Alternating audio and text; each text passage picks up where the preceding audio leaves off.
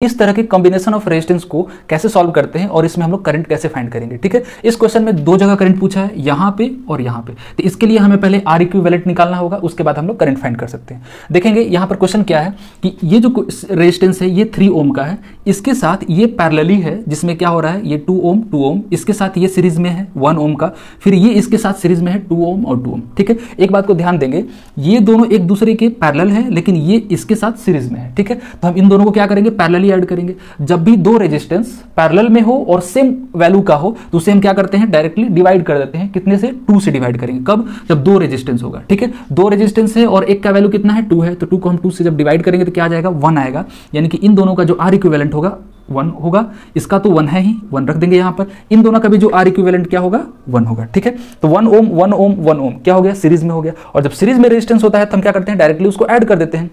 तीनों जुड़ के कितना हो जाएगा, 3 ओम हो जाएगा। 3 ओम और 3 ओम क्या हो जा रहा है, यहाँ पर पैरेलल कॉम्बिनेशन में हो रहा है, तो यहाँ भी वैल्यू क्या है, सेम है। जब भी पैरेलल कॉम्बिनेशन में वैल्यू सेम होता है तो जितना रेजिस्टेंस होता है उतने से हम लोग डिवाइड कर देते हैं। ठीक है, तो यहाँ पर 3 ओम का रेजिस्टेंस है और कितना रेजिस्टेंस लगा हुआ है, 2 लगा हुआ, तो 2 से हम डिवाइड करेंगे। अगर 3 लगा होता पैरेलल में तो 3 से डिवाइड करते, 4 लगा होता तो 4 से हम डिवाइड करेंगे। ठीक है, यहाँ 2 है तो हम क्या करेंगे, 2 से डिवाइड करेंगे तो 1 मिल जाएगा, यानी कि दोनों के बदले एक आर इक्विवेलेंट कितना आएगा, 1.5 ओम आ गया। ठीक है, अब यहाँ से हम लोग आई निकालेंगे क्योंकि हमारे पास क्या है, आर इक्विवेलेंट और वी मिल गया।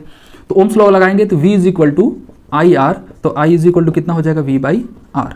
V हमें मिला है 6 और रेजिस्टेंस है 1.5। ठीक है, इसे सॉल्व करेंगे तो कितना आ जाएगा, 4 एम्पियर। ठीक है, ये जो 4 एम्पियर है वो कहाँ का करंट है, यहाँ का करंट है। ठीक है, अगर इस करंट की अगर हम बात करें तो जो करंट यहाँ है वही करंट यहाँ नहीं होगा, क्योंकि पैरेलल कॉम्बिनेशन में क्या होता है, जो करंट जाता है वो डिस्ट्रीब्यूट हो जाता है। ठीक है, करंट डिफरेंट होता है लेकिन वोल्टेज सेम होता है। ठीक है, तो यहां से जब ये डिस्ट्रीब्यूट होगा तो एक बात ध्यान से देखेंगे, इसके लिए ये भी 3 ओम है, ये भी 3 ओम है। ठीक है, जब सेम रेजिस्टेंस होता है तो करंट बराबर भाग में बढ़ता है। ठीक है, तो टोटल कितना है, 4 एम्पियर है, तो यहां से बराबर भाग में बढ़ेगा तो इसमें भी 2 एम्पियर जाएगा और इसमें भी 2 एम्पियर जाएगा। ठीक है, तो इसका वैल्यू हम बता सकते हैं कितना हो जाएगा, 2 एम्पियर हो जाएगा।